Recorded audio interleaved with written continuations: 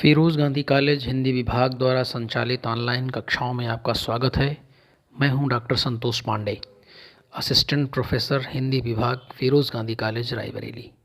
यह class MA first semester के प्राचीन एवं मध्ययुगीन काव्य से संबंधित है।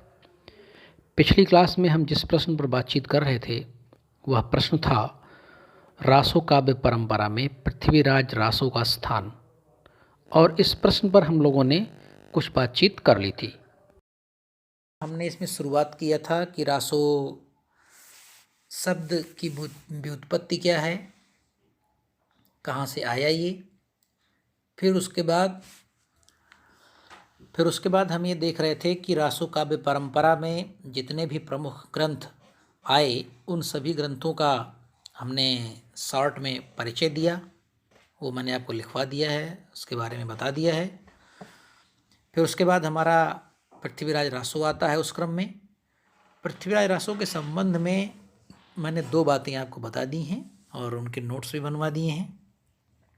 पहली बात यह कि पृथ्वीराज रासो प्रामाणिक है या अप्रामाणिक है, इस संबंध में हमने दोनों प्रकार के तर्क बता दिए हैं। यदि प्रामाणिक है तो क्यों प्रामाणिक है, और अप्रामाणिक है तो क्यों अप्रामाणिक है। इस संबंध में 5-5 या 6-6 बिंदु लिखा दिए गए हैं और समझा दिए गए हैं। अब इसके बाद हमें पृथ्वीराज रासो के संबंध में कुछ और बातें करनी है और हमारा यह प्रश्न पूरा हो जाएगा। एक बार फिर समझ लेते हैं कि प्रश्न क्या था। प्रश्न ये था कि रासो काव्य परंपरा में पृथ्वीराज रासो का स्थान निर्धारित करना था हमें। तो चलिए हम प्रारंभ करते हैं। हमारे जो पढ़ाने की शैली रहेगी वही ऑफलाइन क्लासेस की तरह रहेगी कि पहले हम आपको कुछ नोट्स देंगे और उस संबंध में जहाँ कहीं भी आवश्यकता होगी वो व्याख्यायित करते रहेंगे। तो चलिए अपनी कलम और कॉपी के साथ तैयार हो जाएं आप। मैं आपको नोट्स दे रहा हूँ, बोल रहा हूँ। पृथ्वीराज रासो में कवि ने वस्तु वर्णन के अंतर्गत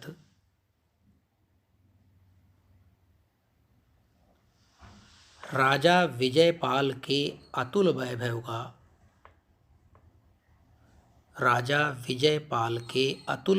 का चित्र इस तरह उपस्थित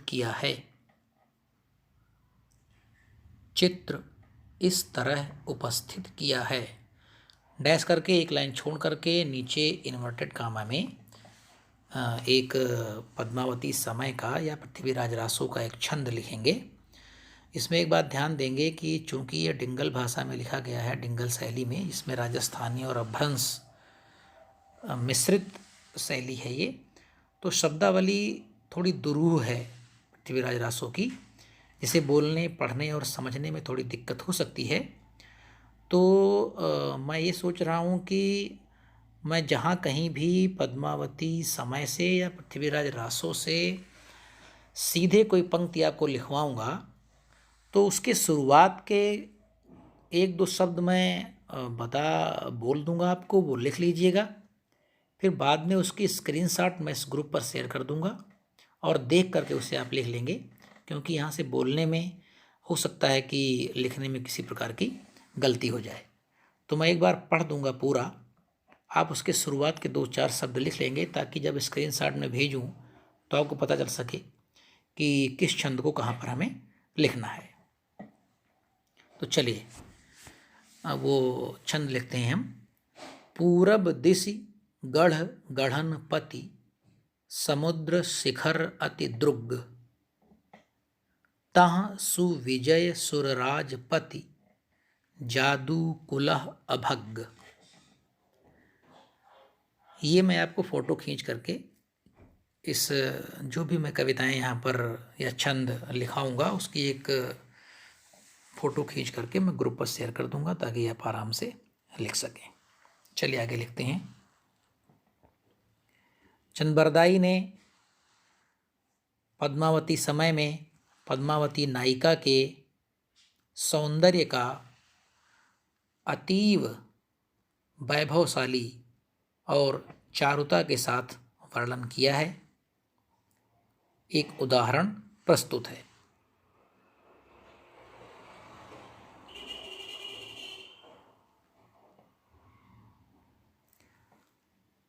वो उदाहरण लिखेंगे, एक लाइन छोड़ेंगे, डैश करके नोट कॉमा के अंदर लिखेंगे।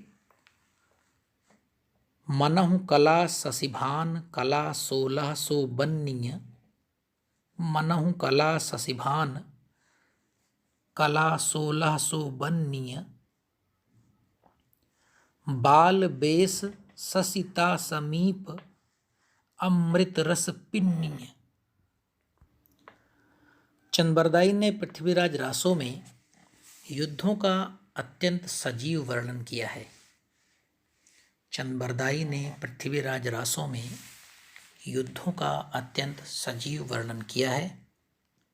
जैसे डैश करेंगे, एक लाइन छोड़ करके पुनः इन्वर्टेड कॉमा में लिखेंगे। गही Tegh चहुआन Hindwan रानम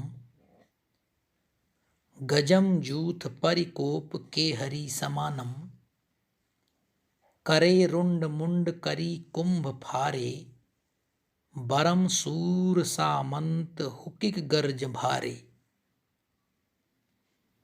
inverted comma close कर देंगे। मैं फिर से बता रहा हूँ कि कविताएं, इनकी शब्दावली थोड़ी दुरूह है। आप इसे देख करके ही लिखें जब मैं इसकी फ़ोटो आपको शेयर करूं। चलिए आगे लिखते हैं।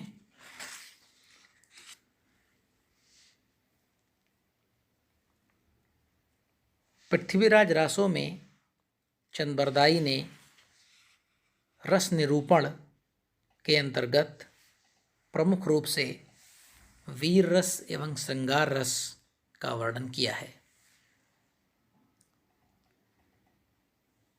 वीर रस के अंतर्गत युद्धों का वर्णन हुआ है। वीर रस के अंतर्गत युद्धों का वर्णन हुआ है और श्रृंगार रस के अंतर्गत पद्मावती के सौंदर्य का।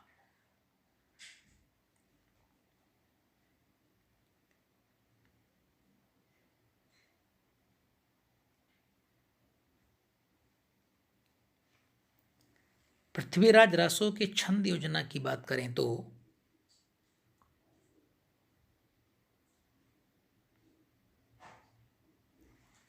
चंद्रबरदाई को छंदों का राजा कहा जाता है।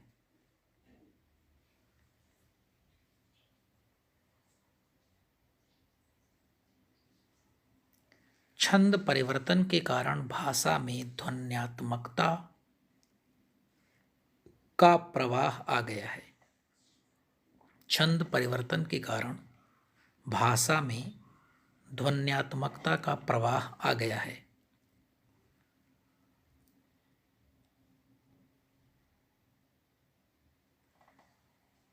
रासों में छप्पय, दूहा, गाथा, पद्धरी और भुजंगी। छप्पय, दूहा, गाथा, पद्धरी और भुजंगी जैसे छंदों का बहुलता से प्रयोग हुआ है।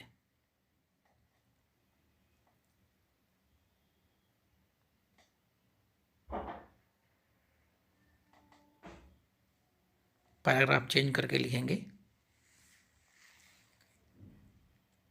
चंद्रबरदाई ने पृथ्वीराज रासो में शब्दालंकार और अर्थालंकार दोनों ही प्रकार के अलंकारों का प्रयोग किया है।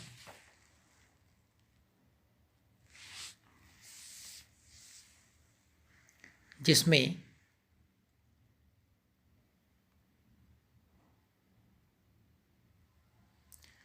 कुछ उदाहरण प्रस्तुत हैं।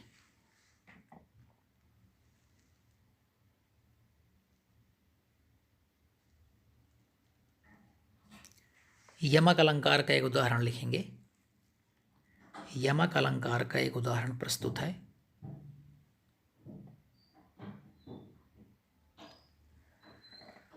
वर गोरी पद्मावती, वर गोरी पद्मावती, गही गोरी सुरतान। वर गोरी पद्मावती गहि गोरी सुरतान। यहाँ पर गोरी शब्द एक से अधिक बार आया है, लेकिन दोनों का अर्थ अलग अलग है। एक पहली बार जो गोरी शब्द का प्रयोग हुआ है वह सौंदर्य के अर्थ में है, और दूसरी बार जो गोरी शब्द का प्रयोग हुआ है वह संज्ञा के अर्थ में है, मोहम्मद गोरी के लिए।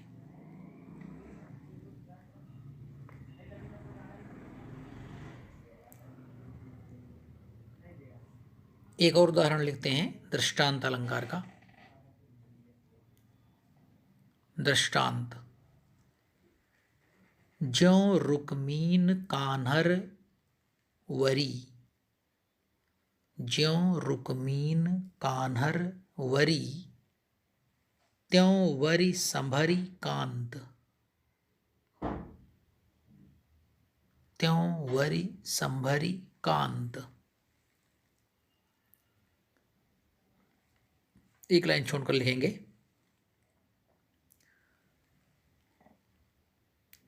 चंदबरदाई कृत पृथ्वीराज रासो की भाषा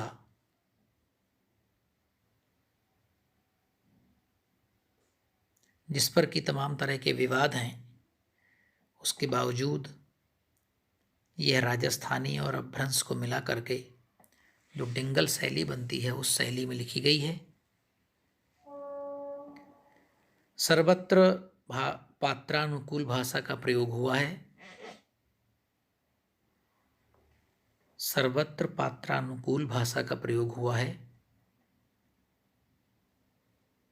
शब्द चयन, ध्वन्यात्मकता तथा काव्य सौंदर्य की दृष्टि से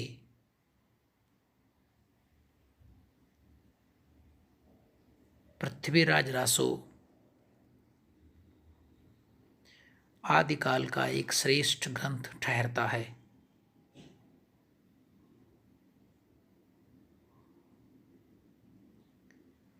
जहां कहीं युद्ध के प्रसंग आए हैं, जहां कहीं युद्ध के प्रसंग आए हैं, वहां भाषा की गति अत्यंत तीव्र हो गई है। जहां कहीं युद्ध के प्रसंग आए हैं वहां भाषा की गति अत्यंत तीव्र हो गई है। वहीं पर जहां कहीं श्रृंगार रस वर्णन के प्रसंग आए हैं,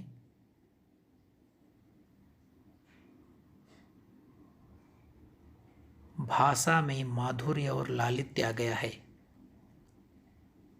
भाषा में माधुर्य और लालित्य आ गया है।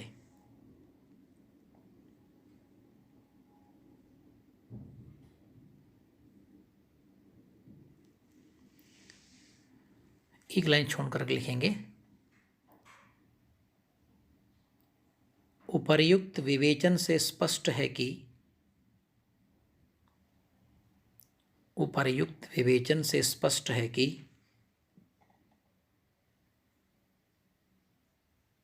काव्य सौष्ठव,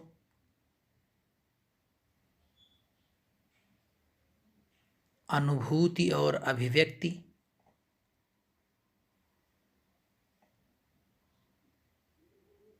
दोनों ही दृष्टियों से, काव्य सौष्ठव, अनुभूति और अभिव्यक्ति दोनों ही दृष्टियों से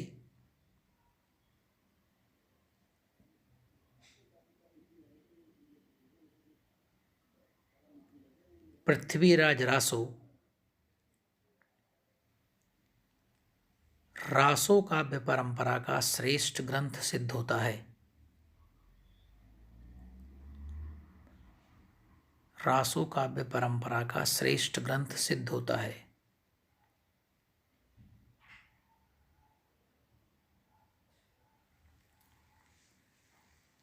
सजीव वस्तु वर्णन,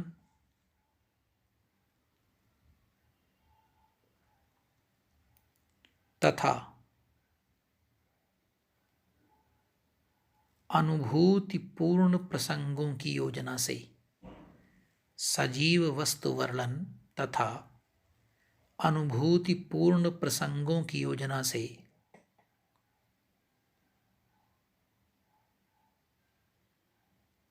पृथ्वीराज रासो की काव्यात्मकता निखर उठी है।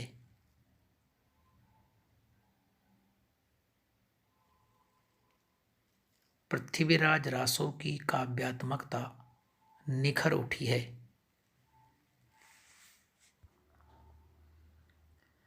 वीर रस की पौरुषता के साथ में, वीर रस की पौरुषता के साथ में श्रृंगार रस की कोमल एवं स्निग्ध व्यंजना,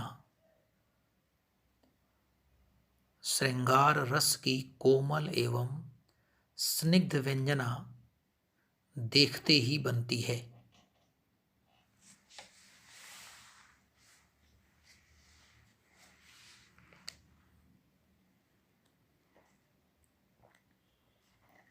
इस प्रकार से हमारा यह प्रश्न पूरा होता है। मैं पुनः आपको बता दूं कि यह प्रश्न था रासो काव्य परंपरा के बारे में बात करते हुए पृथ्वीराज रासो के महत्व बताना था या उसका स्थान निर्धारित करना था। यह प्रश्न विभिन्न तरीके से पूछा जा सकता है। मैंने क्लास में इसके जितने भी तरीके हो सकते थे वो मैंने बता दिए थे कि किन किन तरीकों से यह सवाल आपसे पूछा जा सकता है। अब इसके बाद मैं एक और सवाल लेता हूँ। एक और प्रश्न पर हम लोग बात करेंगे, चर्चा करेंगे। तो वो पहले प्रश्न लिखते हैं जो सीधे पद्मावती समय पर होगा, जिस खंड को आपके पाठ्यक्रम में रखा गया है, चंद्रबरदाई कृत पृथ्वीराज रासो का पद्मावती समय नामक खंड। ऑफलाइन कक्षाएं जब चल रही थी तो हम लोगों ने बातचीत की थी कि हम लगभग 8 या 9 प्रश्न इस पर लेंगे, जिनमें से 4 या 5 प्रश्न सीधे पद्मावती समय पर होंगे और लगभग 4 प्रश्न पृथ्वीराज रासो पर होंगे। तो रासो काव्य परंपरा और पृथ्वीराज रासो, ये पहला प्रश्न हम लोगों ने कर लिया है। अब दूसरा प्रश्न हम सीधे पद्मावती समय पर लेते हैं। तो चलिए लिखते हैं, पहले प्रश्न लिखते हैं। कथा प्रवाह और प्रबंधात्मकता की दृष्टि से, कथा प्रवाह और प्रबंधात्मकता की दृष्टि से पद्मावती समय की समीक्षा कीजिए। कथा प्रवाह और प्रबंधात्मकता की दृष्टि से पद्मावती समय की समीक्षा कीजिए। हाँ, इसको कुछ और तरीके से भी परीक्षाओं में पूछा जा सकता है। तो एक इसी से मिलता जुलता एक दूसरा प्रश्न लिखेंगे। सिद्ध कीजिए कि, सिद्ध कीजिए कि पद्मावती समय के कथानक का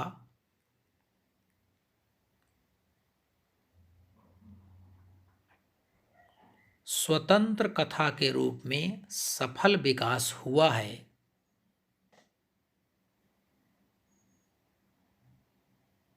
स्वतंत्र कथा के रूप में सफल विकास हुआ है और उसमें प्रबंधात्मकता भी बनी रही है।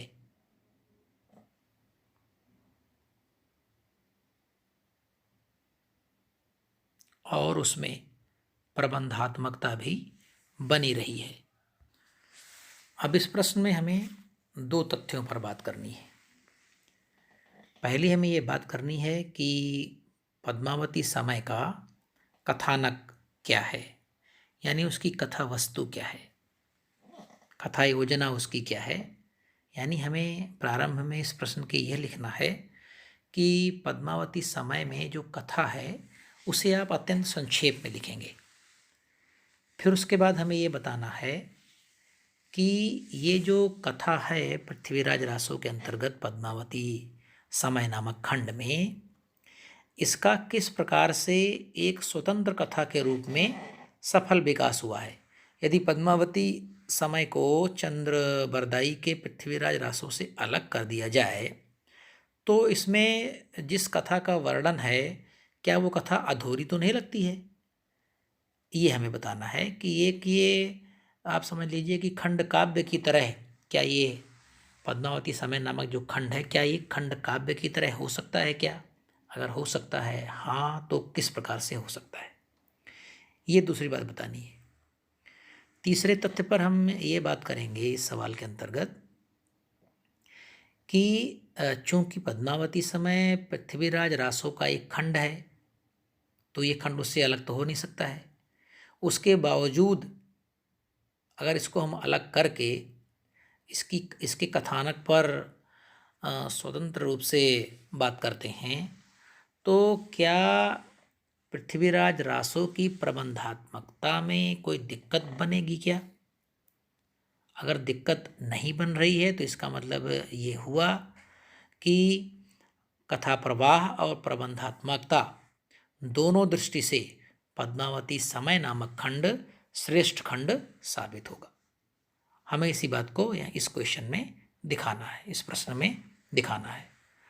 तो सबसे पहले हम इसकी संक्षेप में अत्यंत संक्षेप में यानी अधिकतम 10 या 12 पंक्तियों में पद्मावती समय जो कथानक है उस कथानक की बात करनी है। तो चलिए पहले इसकी कथा लिखते हैं संक्षेप में। लिखिए मैं आपको बोल रहा हूँ। समुद्र शिखर का राजा विजयपाल, समुद्र शिखर का राजा विजयपाल की पुत्री का नाम पद्मावती था।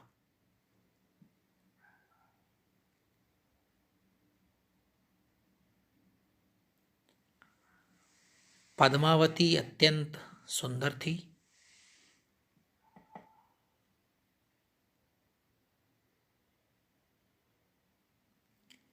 एक दिन वह अपने बगीचे में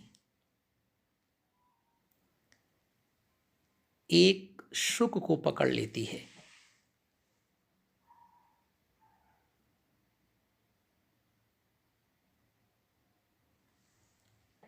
और वह शुक पद्मावती से पृथ्वीराज चौहान के शौर्य और सौंदर्य का अद्भुत वर्णन करता है।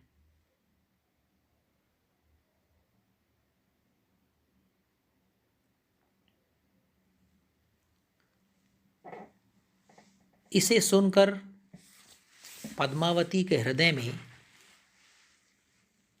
पृथ्वीराज चौहान के प्रति प्रेम जागृत हो जाता है।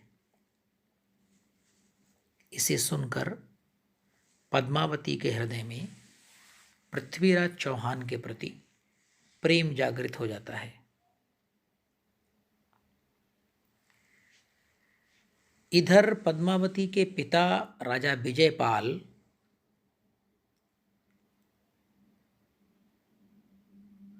पद्मावती के विवाह के संबंध में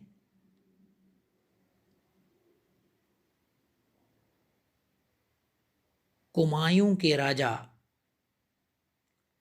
कुमोदमणि से बात कर लेते हैं। कुमायूं के राजा कुमोदमणि से बात कर लेते हैं।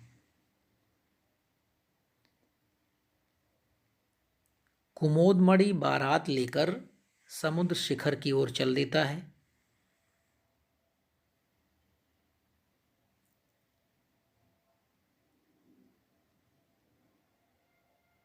कुमोदमणि बारात लेकर समुद्र शिखर की ओर चल देता है।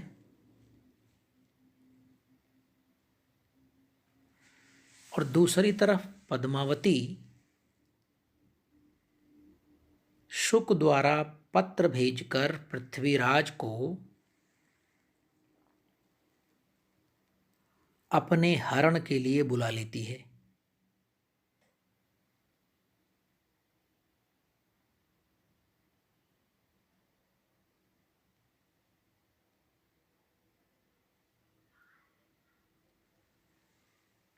इस समाचार को सुनकर सहाबुद्दीन भी समुद्र शिखर की ओर चल पड़ता है।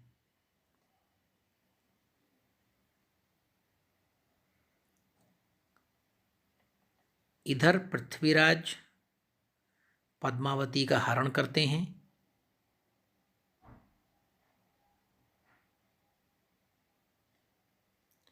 तथा दिल्ली वापस लौटते समय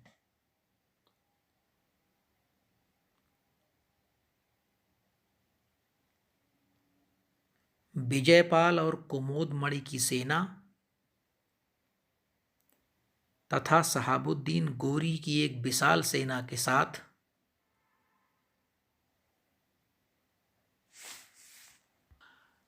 पृथ्वीराज का युद्ध होता है।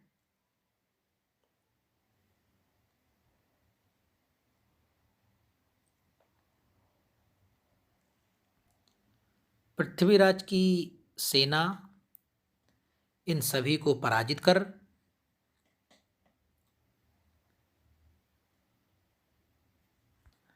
पद्मावती के साथ दिल्ली पहुंच जाती है और यहीं पर पद्मावती समय का कथानक समाप्त हो जाता है। ये जो आपने भी लिखा इसमें हम एक हेडिंग डालेंगे, वो जरा मैं भूल गया आपसे बताने के लिए। इसमें आप हेडिंग डालेंगे, पहली हेडिंग इसमें पड़ेगी पद्मावती समय की संक्षिप्त कथा योजना। पद्मावती समय की संक्षिप्त कथा योजना। और फिर आप मैंने जो बोला है उस कथा को आप लिखेंगे संक्षेप में। और दूसरी हेडिंग डालेंगे नंबर 2, पद्मावती समय का स्वयं में पूर्ण कथात्मक खंड काव्य होना। पद्मावती समय का स्वयं में पूर्ण कथात्मक खंड काव्य होना।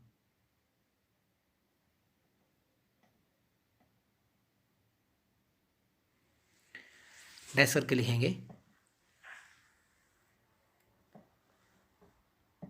पद्मावती समय को एक सफल खंड काव्य की संज्ञा दी जा सकती है। पद्मावती समय को एक सफल खंड काव्य की संज्ञा दी जा सकती है। एक स्वतंत्र काव्य के रूप में भी इसके सौंदर्य का मूल्यांकन किया जा सकता है। एक स्वतंत्र काव्य के रूप में भी इसके सौंदर्य का मूल्यांकन किया जा सकता है।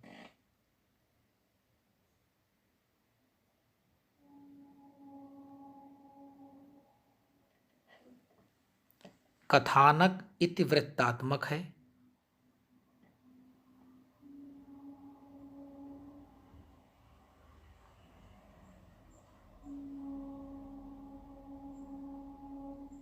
जिसका पृथ्वीराज रासो के कथानक से कोई पूर्वापर संबंध नहीं है। जिसका पृथ्वीराज रासो के कथानक से कोई पूर्वापर संबंध नहीं है।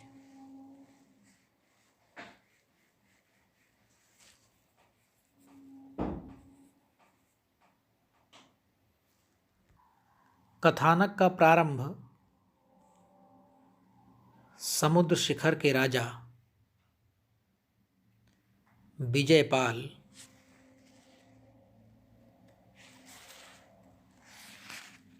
के अतुलित वैभव से प्रारंभ होता है। डैश करके एक लाइन छोड़ करके नोटकामा के अंदर एक छंद लिखेंगे। पूरब दिसि गढ़ गढ़नपति, पूरब दिसि गढ़ गढ़नपति। जैसा कि मैंने पहले भी आपको बताया है कि मैं इसका एक फ़ोटो आपको भेजूंगा इस ग्रुप पर, जिसे देख करके आप इसे लिख लेंगे।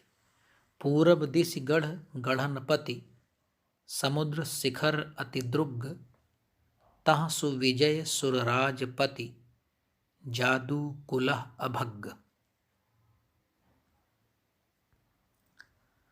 पद्मावती के सौंदर्य वर्णन और नखशिख वर्णन में, पद्मावती के सौंदर्य वर्णन और नखशिख वर्णन में कवि ने समस्त प्रसिद्ध उपमानों को लज्जित करा दिया है। कवि ने समस्त प्रसिद्ध उपमानों को लज्जित करा दिया है।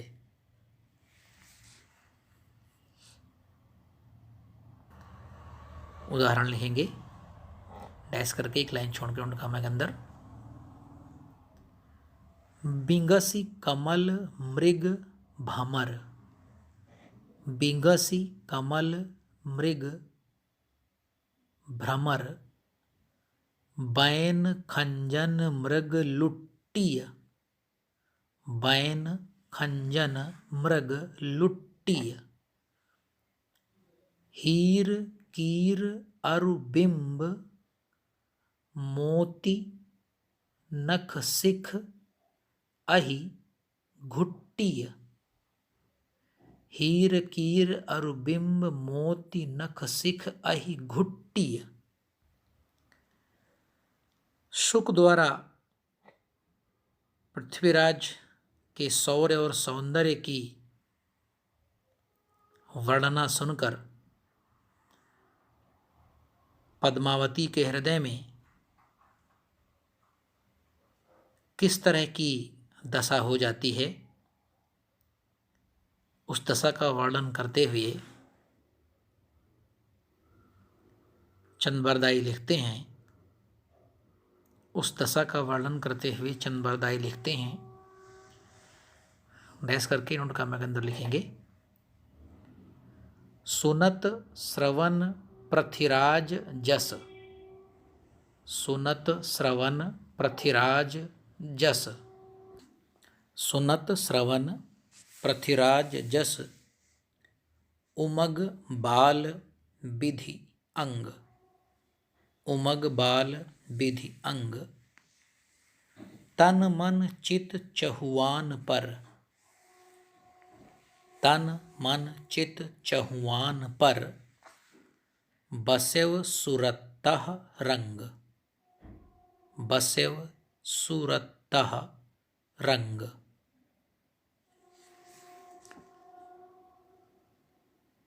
इस प्रश्न का शेष भाग हम अपनी अगली कक्षा में करेंगे। तब तक आप इसे पढ़ें, इसके नोट्स बनाएं, इसे डाउनलोड करें, सुनें, समझें, याद करें। अगर किसी प्रकार का कोई कन्फ्यूजन होता है तो उसे हम अपनी अगली कक्षा में दूर करेंगे। अगली क्लास तक के लिए मैं डॉक्टर संतोष पांडे आपसे विदा लेता हूँ। धन्यवाद।